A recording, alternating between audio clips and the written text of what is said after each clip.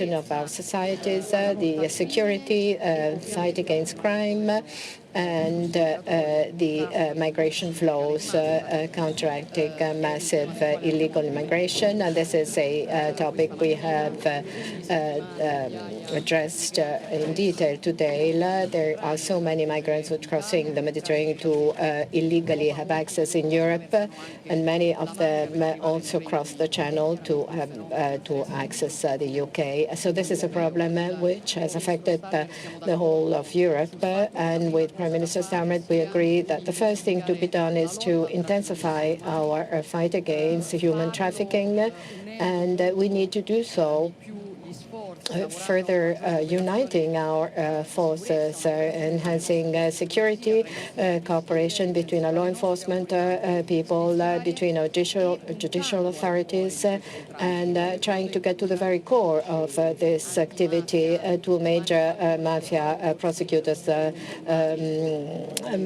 Paolo Borsellino and Falcone, would say, follow the money if you want to get to the very core of the criminal activity. And this is something that we have already shared at the G7 summit when we decided to set up an international coalition against human trafficking. And our goal is to pull together everybody's effort in trying to counteract these criminal organizations which are leveraging on the desperation of people.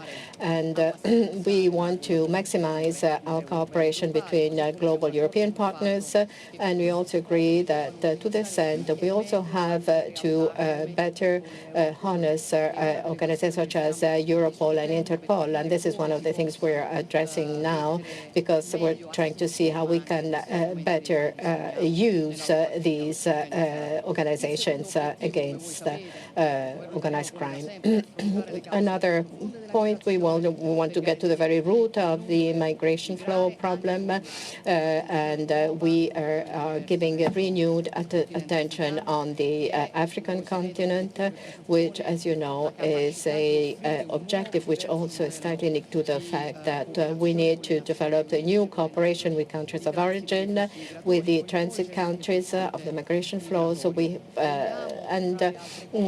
also want to follow the footsteps of what the UK and has already done through the so-called Rome process. So we want to, with the voluntary assisted repatriation processes, that we want to further increase. And we also agree on the fact that we must not shy away from new, brave other options. And we mentioned here Italy-Albania agreement, and the UK government has shown great interest in this agreement. And of course, we have shared with him all the contents of this agreement when it comes to migration flows.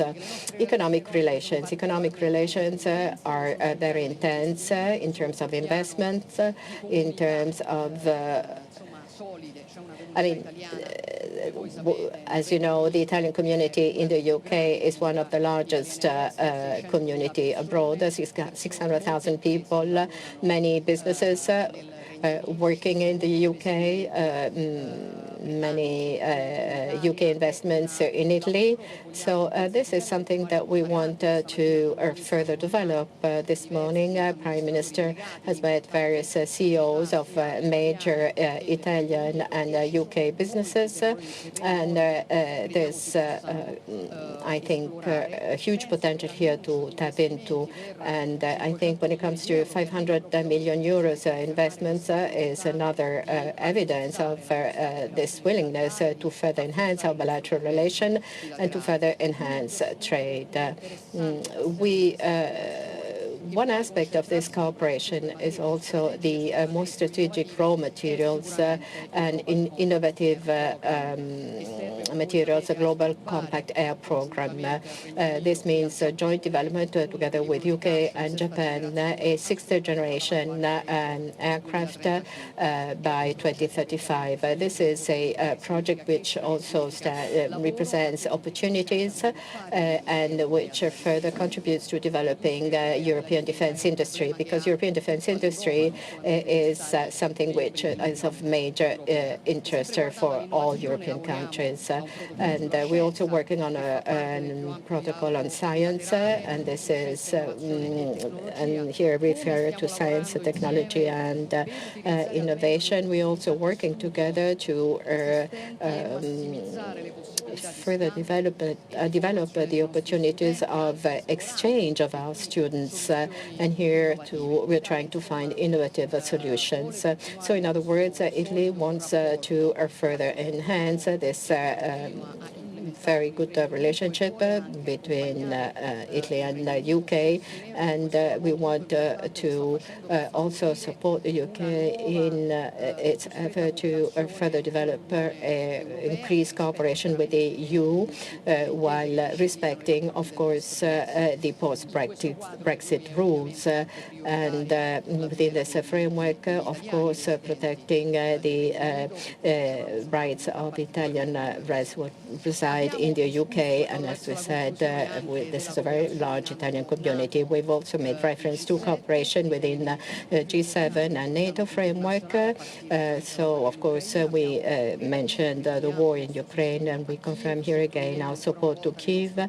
And our ultimate goal is to put an end to this war, help Ukraine in having a future of peace, freedom, and prosperity. Of course, with the support that is needed today and the support which is needed for the reconstruction. In 2025, Italy will host a Ukraine Recovery Conference, which was held in 2023 in London. And this is another instance of our synergies. And we've mentioned the Middle East. And of course, we can no longer postpone a global agreement based on mediation by US and Qatar, which is calling for the ceasefire and the immediate release of all hostages. And we also need to guarantee humanitarian assistance. Italy calls on all the actors involved, and of course, it stands ready to play its role. We are on the front line to counteract any escalation in the area, starting from Lebanon. We've also talked about this today. It is of primary importance to find a long-term solution to the crisis, which may give the possibility of talking about a two-state solution. So this was a very important meeting that we had today. We have reached very important results. So I am very satisfied with this meeting here today. I'm sure that this is just the first of a long series of meetings. Keith, you have the floor. Thank you very much, Giorgia. This is my first visit here to Italy as Prime Minister, so it's really great to be here today in such a fantastic setting, fantastic weather. The perfect venue, I think, to follow on from Blenheim Palace just a few weeks ago. And actually, this is the first in a series of landmark meetings in Italy this week. We have the G7 Culture Ministers meeting in Napoli. We have Arsenal meeting Atalanta in the Champions League.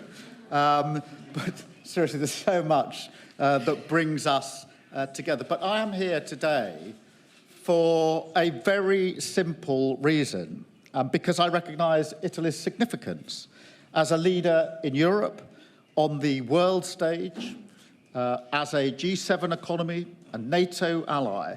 And so as we open what I think will be a new era in Britain's relations with the EU, our close friendship and partnership with Italy is more important than ever. And that's why it was very important for me to come so early on in my term as Prime Minister as a real statement of intent. And I think we're both ambitious for what we can do together. And that spirit has come through all of our long conversations so far, not only today, but on the previous occasions when we've had the chance to discuss a number of issues, but very much today, a resolve to work together for the good of the British and Italian people, for the security, stability and growth that we all want to see, and for the fundamental values that we share of democracy, justice, the rule of law. So, as you say, we used our time today to discuss the global challenges before us and our determination to meet them together. Giorgia, I want to thank you for your strong leadership, particularly on Ukraine, because as Russia continues to escalate its illegal war, we will stand together, shoulder to shoulder, to support Ukraine for as long as it takes. We will work together, as we discussed, to deliver the 50 billion euros in loans for Ukraine under your G7 presidency. And I look forward to supporting the Ukraine Recovery Conference in Italy next year. We also agreed to deepen our security cooperation, already very important for both of us. Our forces will continue to exercise together through NATO. The Italian Navy will join UK carrier operations next year. And with vital projects like GCAP, we're determined to work together to boost our defence industrial capacity. On the Middle East, we are united in our support for an immediate ceasefire in Gaza. We want to see the release of all hostages, desperately needed humanitarian aid flowing into Gaza, and a calming of tensions on the West Bank in particular. And of course, as we discussed, none of this is easy, but it is urgent and it is vital. So we will keep working together to resolve this crisis and end the suffering on all sides. We also discussed the challenge of irregular migration. This is a problem across Europe, for both of our countries in particular, but across Europe. As Director of Public Prosecutions in Britain some years ago, I saw the important work that can be done across borders on issues like counter-terrorism. And I've never accepted, as we discussed, that we can't do the same with smuggling gangs. And now, of course, Italy has shown that we can. You've made remarkable progress working with countries along migration routes as equals to address the drivers of migration at source and to tackle the gangs. And as a result, irregular arrivals to Italy by sea are down 60% since 2022. So I'm pleased that we're deepening our cooperation here, led on the UK side by our new border security commander, who has been with me today here in Italy at the coordination centre this morning, to share intelligence, share tactics, shut down smuggler routes and smash the gangs. Finally, as leading European economies, we also discussed the huge opportunities that we can realise together. Italy is already a top 10 trading partner for the UK and our 6th largest source of foreign direct investment. That all supports economic growth, which is the #1 mission of this government. And there's real potential now to go forward. It was excellent to have a business event first thing this morning when I met Italian businesses who are actually already working in the UK. And I'm really pleased to announce that we've secured 2 new investments worth over £500 million into our economy. Leonardo investing over 400 million into R&D and helicopter manufacturing in Yeovil, and Marcia Gallia investing 100 million into green steel production in Sheffield, supporting hundreds of jobs across the country. Those are the 2 investment decisions I can announce today. We, of course, want to go further in key sectors like defence, green tech, science and innovation to drive growth for both sides, create jobs and improve people's lives. Because underneath all of this, it is important to say that there's a huge affection between our 2 nations and between our people. Great respect for each other's cultures, shared passions, shared values. So today we're building on that, optimistic about what we can achieve together as strong partners, allies and friends. Thank you, Giorgia.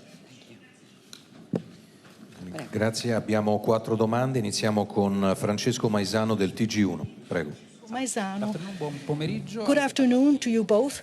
You spoke about cooperation for the fight against human traffickers. How will this cooperation play out? In what way the UK also looks to the Albanian model and the relationship between Italy and Albania, and also an update on the time it will take to implement this project? Thank you so much. Well, how this cooperation will play out in real life. Let's say that we are focusing, as you know, the strategy that the Italian government has put in place in order to counter illegal migration cooperation is very broad. And there is a cooperation in place on a 360-degree radius. On the one hand, countering traffickers of human beings. And on this front, the work that we are doing is mostly a way to perhaps extend the work done by our law enforcement agencies and intelligence agencies, involving also other institutions. And in the future, we would like to really make sure that our legislation is in greater harmony in the future.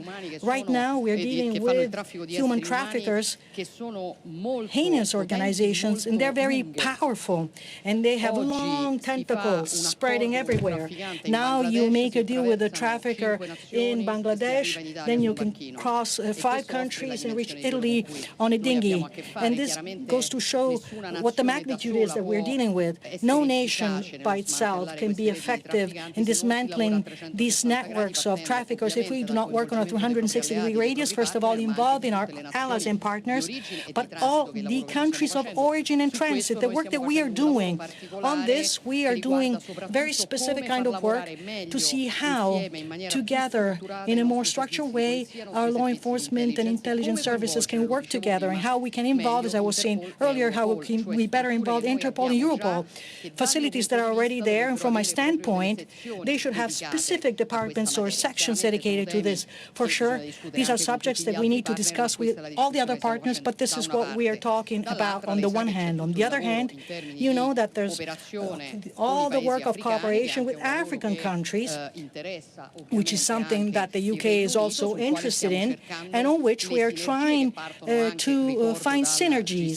starting from the G7 that we spoke about, those initiatives with which we hammered out the Global Gateway by the EU, the Mattei Plan, PIIG, from the G7, to understand how this new cooperation with African countries, perhaps this too can also lead to networking for the work done at European level.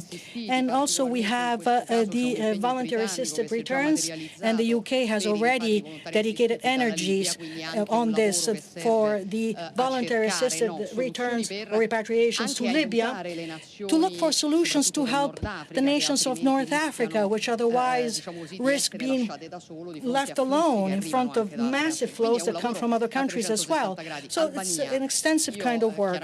Albania, well, I have seen that the Prime Minister was very interested in what we are doing, but for sure he should be the one to speak about this.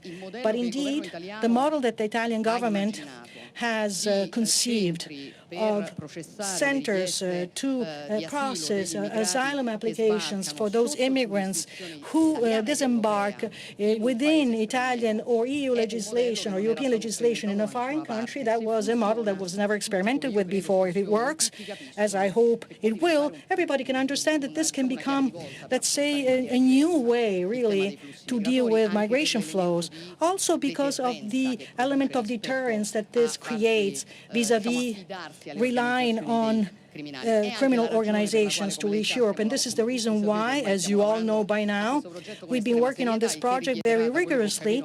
And from what I understand, it will take a few weeks before it is perfect. But as I mentioned earlier, it would have been better if it had started earlier. I know that the world is watching us, and rightly so. Therefore, I think that we have to do this in the best possible way. And if we need a few extra days, as I was okay with this a few weeks ago, I will be okay with this now as well. But we're talking about a few weeks. Alex Forsyth from BBC. Thank you very much.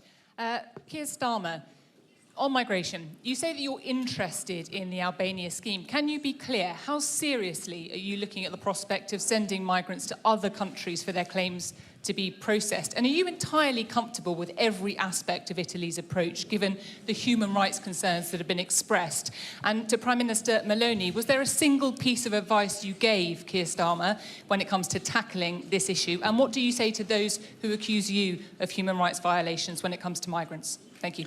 Let me try to bundle both the answer to the previous question and the answer to that question up together. Look, what we discussed today is a common challenge, which is irregular migration. And we discussed in particular law enforcement on the one side, how do you deal with this, by collaborating, cooperating, sharing data, intelligence, etc., but also the prevention piece. And that's why I had the new Border Security Commander with me today at the Coordination Centre, so we could look at where we can do even more closely related work on enforcement, sharing our data, sharing our analysis, sharing our intelligence, and sharing our strategies. And in relation, we discussed the Albania arrangement, which isn't up and running yet, as you know, and therefore we don't yet know the outcome of it, but we discussed the concept of it, along with the prevention piece as well, because the numbers here, as I've said, have gone down quite significantly. That's actually not attributable, of course, to the Albania scheme, because that hasn't started. That, in my view, is more likely attributable to the work that the Prime Minister has done upstream, as it were, with some of the countries where migrants are coming from and the particular details and the approach that's been taken. I've always made the argument that preventing people leaving their country in the first place is far better than trying to deal with those that have arrived in any of our countries. So I was very interested in that. And in a sense, today was a return, if you like, to British pragmatism. We are pragmatists first and foremost. When we see a challenge, we discuss with our friends and allies the different approaches that are being taken, look at what works, and that's the approach that we've taken today, and it's been a very productive day. Per quello che mi riguarda, non so a quali As far as I'm diritti umani, concerned, I do alla not violazione di know quali what diritti umani lei si human rights riferisca, violations you're referring to, frankly speaking, because I have explained at length that the jurisdiction of these centers in Albania, it's Italian and European jurisdiction. So either you believe that European jurisdiction violates the human rights of migrants, or, well, I do not know. This accusation, I think it's completely groundless. What we have done with Albania means that these migrants will enjoy exactly the same rights. They will have the same treatment that they would have had in Lampedusa, for instance, or any other hotspot here in Italy. But this will happen in a part of territory that is not physically located in Italy. Why? Well, first of all, this helps us also to alleviate the situation that, as you know, here in Italy is very difficult, since we are the gateway to Europe, and you have seen what happened over the last few years, and also because we think that by ensuring the full, let's say, implementation of both Italian and European jurisdiction, no one can say, since our law enforcement people are there, our judges are there, our laws, our models, everything is there. So I repeat once again, either you are saying that Italian and European legislation violates human rights of migrants, or you cannot argue that what Italy is doing in Albania is a violation of the migrants' human rights. Francesco Olivo del quotidiano La Stampa. Francesco Olivo, La Stampa. Provo a farmi capire in italiano. Volevo chiedere alla Presidente Meloni I wanted to la ask sua Prime Minister opinione Meloni sull'utilizzo her delle opinion armi on the use of Western weapons, arms in the Russian territory by Ukraine army, and whether the operation of Ukraine in Kursk is legitimate.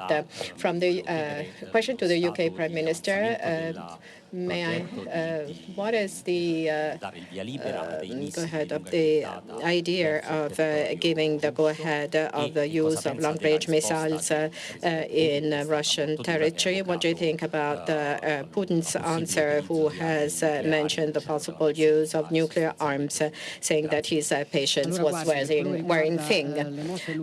With regards to Ukraine, of course, it is very important for us that Kyiv has the very best conditions to set up a peace table. And this is exactly what we've been doing right from the start, and what we're trying to do to guarantee the best conditions to achieve this end. With regards to the authorization of using long-range missiles, well, these are decisions which are made by single countries which provide these weapons countries, bearing in mind what their constitution and the legal framework. In Italy, this authorization, as you know, today, as of yet, is not debatable, but these are all decisions which we fully share with our allies. I'm saying this because this must not be seen as a going backwards in terms of our support to Ukraine. When Zelensky came in Italy a couple of weeks ago, he said, we're not asking Italy nothing more than what it is already doing, because he's fully aware what we're doing presently in terms of support to Ukraine. It is doing its utmost. Now, of course, each country has its own points of reference when it comes to making decisions. We have ours, but I think that you can see here 360-degree support of Italy to Ukraine. It is a 360-degree support which will be continued up until the very end. Contrary to what some have read, this is a position which is fully shared by all of our government. Thank you. Thank you. On this question, I think it is important for us to start from the fundamental position, which is that this is an illegal war started by Russia. And as a result, Ukraine has the right to self-defense, and we have all, Italy, the UK and other allies, NATO allies in particular, been standing with Ukraine in defence of her right of sovereignty, of self-defence, and as a recognition that this isn't just a war in Ukraine, it's a war against the values of democracy, of freedom and the rule of law, which apply to all of us in our respective countries, but across all of the allies. And that is why we've supplied capability, we've supplied training, we've supplied money, and there are further commitments that have been made recently in relation to all of those. You know, I think it's very important as a matter of principle that we put Ukraine in the best possible position. And that's what we've been discussing. We've had the opportunity today to touch on that. I had the opportunity in recent days to touch on that. I'm not going to go into individual capabilities. You wouldn't expect me to do that. But the principled framework, I think, is absolutely right, and we'll continue to have our discussions in relation to it. Abbiamo Matt Taten del Times. Thank you very much. Matt Dathan from the Times. Just to follow up on Ukraine, you both talked about your support for Ukraine. Prime Minister Meloni, are you worried that authorising the use of long-range missiles against Russian targets may escalate the war to such an extent that Russia may attack a NATO member? And to Prime Minister Starmer, on immigration, your predecessor repeatedly said he would stop the boats. You've not done the same. Does that mean you're just being more realistic and you don't think, or it's not realistic to expect the boats to stop completely? And very quickly, will you carry on taking gifts from Lord Ali? Let me deal with my side of that first. Look, we've moved from a government of gimmicks to a government of pragmatism. And that means that I'm utterly focused on what I think is the most likely deterrent and effective way of dealing with unlawful migration, and that is to take down the gangs that are running this vile trade. Of course it's a problem when we've got people arriving into the UK who are arriving unlawfully across the Channel or any other route, and of course every government has the responsibility of making sure our borders are secure. But rather than a gimmick, which, as you know, cost £700 million to persuade 4 volunteers to go to Rwanda, we have gone down the road of pragmatism. Already, we have returned over 3,000 people by flights. So the flights actually did get off under this government, not to Rwanda, but back to countries of origin, carrying with them 3,000 people who shouldn't be here, including the single biggest flight that has ever taken off, returning people to their country of origin. And that's why we're working so intently on the Border Security Command, which is intended to take down the gangs that are running the vile trade in the first place. It's also why I'm very interested in the work that the Prime Minister here in Italy has been doing in terms of upstream work in the countries that people are coming from, which, on the face of it, appears to have had quite a profound effect on irregular migration into Italy. And that's what this is about. It's about the politics of pragmatism. The British are very good at pragmatism. It's what we're known for over the years, which is seeing a problem and actually rolling up our sleeves and thinking through which is the most effective way to deal with it. Under the last government, in my view, we had a gimmick that didn't work and cost an absolute fortune, and we're not interested in that. In relation to your question about gifts, look, the rules are absolutely clear in relation to gifts in terms of the declarations that need to be made.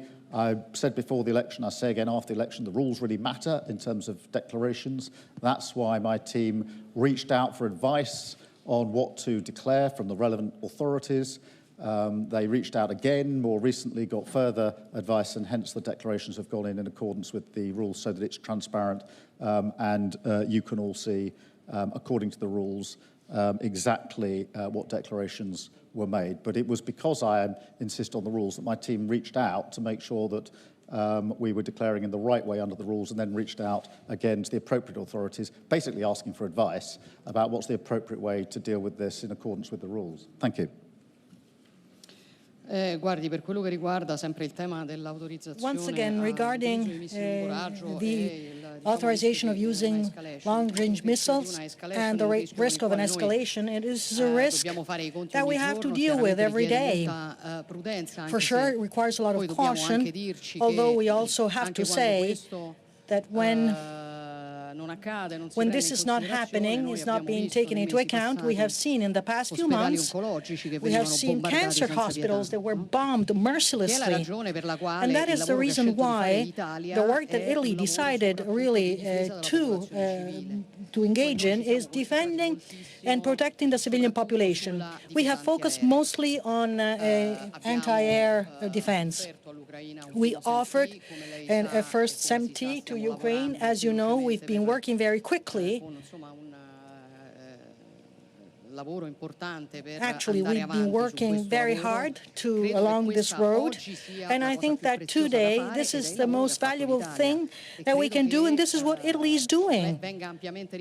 And this is being recognized, I guess, by our friends in Ukraine. And this is also fully recognized by all our partners. So this is the line that we have decided to follow, and that we keep following, making very relevant efforts in this direction. Thank you very well. Thank you all. Have a wonderful afternoon. Thank you.